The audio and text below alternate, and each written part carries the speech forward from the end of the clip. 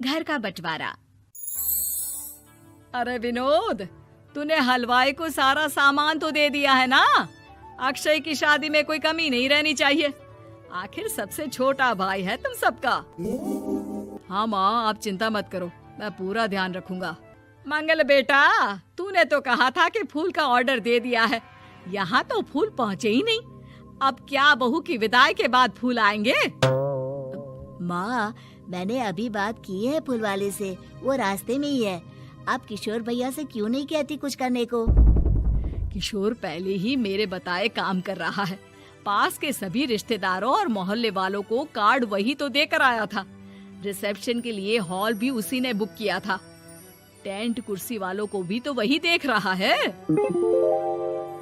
पर कई मोहल्ले वाले तो हमारे भरे पूरे परिवार से जलते भी हैं। उन्हें बुलाने की क्या जरूरत थी?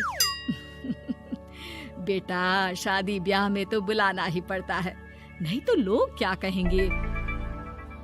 दादी दादी देखो ना, हलवाई अंकल हमें लड्डू नहीं दे रहे, आप इनको डांटो ना। अरे चैन सुख दे देना बच्चों को लड्डू, क्यों तंग कर रहा है इन्हें? बीबी जी, मैं कहाँ मना कर रहा हूँ, लेकिन लड्डू बनते ही ये बच्चे उठा उठा कर खा लेते हैं। अरे मैं तो इन्हें थाल में रख के परोस भी नहीं पा रहा। भागो, अब कोल्ड ड्रिंक पीने चलते हैं। भागो भागो, अब कोल्ड ड्रिंक पीने चलते हैं। जैसे कि आप देख रहे हैं, आज इस घर के सबसे छोटे बेटे अक्षय की शादी है। घर में बहुत चहल पहल है। कुलभूषण की बीवी कमला को फुर्सत ही नहीं है कामों से, लेकिन कुलभूषण और घर के बाकी लोग कहाँ हैं? आइए देखते हैं। अजी, आप यहाँ आराम से बैठकर गाने सुन रहे हो और घर में अभी तक इतने काम बचे हैं करने को। अरे भाई, मेरे सबसे छोटे बेटे की शादी है, इसके बाद तो मैं अब चिंता मुक्त हो ही जाऊंगा। और फिर घर में तुम हो, बेटे बहुएं हैं, तुम लोगों के होते हुए मैं क्यों काम करूं? मैं तो शान से बेटे की शादी में जाऊंगा तैयार होकर।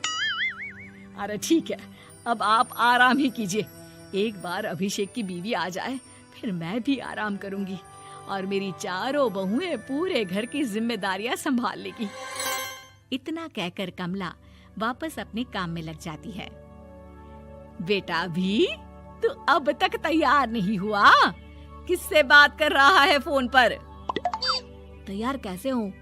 सैलून जाने से तो आपने मना किया है, क्योंकि मुझे हल्दी लग चुकी है। भाभीयों को देखो, सुबह से पार्लर में है। अक्षय की शादी हो जाती है और नंदिता बहू बनकर घर आ जाती है, लेकिन इस घर की खुशियों को मानो किसी की नजर लग गई थी। नंदिता के आने के बाद आए दिन घर की शांति भंग होती रहती। अपने माँ बाप की इकलौती बेटी को इतने बड़े परिवार की जिम्मेदारियां कहाँ संभालनी थी। अभी देखो ना, मेरे हाथों की मेहंदी भी अभी नहीं उतरी है और तुम्हारी मम्मी ने मुझे घर के कामों में लगा दिया। मैंने सोचा था कि घर की सबसे छोटी बहू होने के कारण मुझे सब पलकों पर बिठा के रखेंगे, पर यहाँ तो पलक झपकने की भी फुर्सत नहीं मिलती। देखो नंदू, शादी के पहले ही मेरे घर वालों ने तुम्हें और तुम्हारे पेरेंट्स को बता दिया था कि मैं जॉइंट फैमिली में रहता हूँ, तो फिर अब ये शिकायत क्यों? और फिर तुमसे पहले मेरी भाभी भी तो आई थी शादी करके, उन्होंने तो कभी कुछ नहीं कहा। नंदिता तब तो चुप हो जाती है, लेकिन ऐसा बहुत दिनों तक नहीं चलता। अरे नंदिता, माँ बाबूजी की दवाई का टाइम हो गया है, उन्हें दवाई दे आओ और उसके बाद सबके लिए नाश्ता बना देना। पर भाभी, मैं तो अभी अपना फेवरेट सीरियल देख रही हूँ। प्लीज मेरी जगह आप कर लो ना ये काम। ठीक है, मैं तेरी जगह माँ बाबूजी को दवाई दे आती हूँ और नाश्ता बना लेती हूँ। तू मेरी जगह पूरे घर की डस्टिंग करके 5 बच्चों को स्कूल के लिए तैयार करके भेज देना और दोपहर का खाना बनाने के बाद कपड़े धोकर सुखा देना। उसके बाद हम दोनों मिलकर बाजार जाकर सब्जी ले आएंगे, फिर डिनर की तैयारी कर लेंगे और उसके बाद बस भाभी, मैं माँ बाबूजी को दवाई देकर सबके लिए नाश्ता बना देती हूँ। हे भगवान, ये कहाँ लाकर फंसा दिया मुझे। मेरे घर में तो गिनती की 8 रोटियां और 2 सब्जी बनती थी और नाश्ता निपट जाता था। यहाँ तो रोटियों का ढेर और सब्जियाँ बड़े बड़े पतीलों में बनानी पड़ती है। नाश्ता बनते बनते लंच का टाइम हो जाता है और लंच बनते बनते डिनर का। अभी मुझ में तुम्हारे पूरे परिवार का नखरा उठाने की और ताकत नहीं बची। मैं ऐसे नहीं रह सकती। अरे तो क्या चाहती हो तुम? मुझे अलग रहना है बस। तो ठीक है, हम कल ही शिफ्ट हो जाएंगे किराए के घर में। इतना बड़ा घर होते हुए हम किराए पे क्यों रहेंगे? ना जी ना, घर में ही दीवार खड़ी करो अपने हिस्से के आगे। घर के साथ साथ घर की खुशियों में भी दीवार खींच जाती है। ऐसे ही कई महीने बीत जाते हैं और नंदिता माँ बन जाती है। बच्चे के आने से अभिषेक के कंधों पर खर्चों का बोझ आ पड़ता है।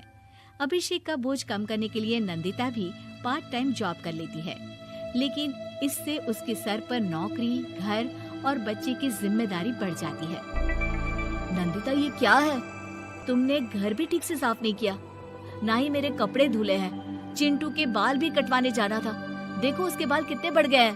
अरे करती क्या हो पूरा दिन तुम? मैं करती क्या हूँ? तुम्हारा नाश्ता और लंच बनाने के बाद चिंटू को डे केयर सेंटर पर छोड़कर आती हूँ, फिर खुद ऑफिस जाती हूँ। पूरा दिन काम करके आने के बाद बिना आराम किए बाजार से सब्जियाँ लेकर आती हूँ, घर आकर खाना बनाती हूँ, चिंटू को देखती हूँ और क्या करूँ मैं? तो किसने कहा था अपने सर पर इतने काम लेने को? मत जाओ ऑफिस। ऑफिस जाए बिना घर के खर्चे कहाँ से पूरे होंगे? चिंटू की डे केयर का खर्च, उसके लिए बेबी फूड का खर्च, प्रेस वाले का खर्च, ये सब तुम्हारी सैलरी से होता नहीं है। अगर परिवार से अलग नहीं होती तो इतनी मुसीबतें नहीं उठानी पड़ती तुम्हें परिवार के साथ मिलकर काम करने में दिक्कत थी, लेकिन काम तो अब भी बहुत है तुम्हारे सर पर। चिंटू को भी डे केयर भेजने की जरूरत नहीं पड़ती। उसको गोद में खिलाने के लिए दादा दादी और घर के सभी बड़े होते। उसके साथ खेलने के लिए उसके भाई बहन भी होते। मेरे तीनों बड़े भाइयों के बच्चे भी बड़े हुए हैं, लेकिन बिना महंगा बेबी फूड खाए, क्योंकि मेरी माँ और भाभियाँ बहुत अच्छे से जानती है कि बच्चे को क्या खिलाना चाहिए। बिजली के बिल जैसे खर्चे भी सब मिलकर बांट लेते थे, लेकिन तुम्हें तो सबसे अलग रहने में ही मजा आता है, तो अब शिकायत क्यों करती हो? बस करो अभिषेक, बस करो। मैं मानती हूँ कि मैं गलत थी। मेरे एक गलत फैसले ने हमें बिल्कुल अकेला कर दिया है सबसे। एक घर में होते हुए भी हम बाकी परिवार से अजनबियों की तरह रह रहे हैं। अभिषेक और नंदिता की सारी बातें घर के बाकी लोगों को सुनाई दे रही थी। तभी कमला बोल पड़ती है। अरे नंदिता बहू, किसने कहा कि तुम अकेले हो? तुम्हारा इतना भरा पूरा परिवार है ना तुम्हारे साथ। हम तो बस ये चाहते थे कि तुम अपनी गलती समझ जाओ। अगर हम तुम्हें समझाते तो शायद तुम ना समझती, लेकिन अपनी गलती का एहसास तुम्हें खुद हो गया है, तो अब तुम समझ चुकी हो परिवार में एक साथ रहने का मोल क्या होता है। मम्मी जी, मुझे माफ कर दीजिए, अब ऐसा दोबारा कभी नहीं होगा। अरे माफी बाद में, पहले मेरा पोता जरा मेरी गोद में तो दे, और तू जाकर सबके लिए चाय बना ला।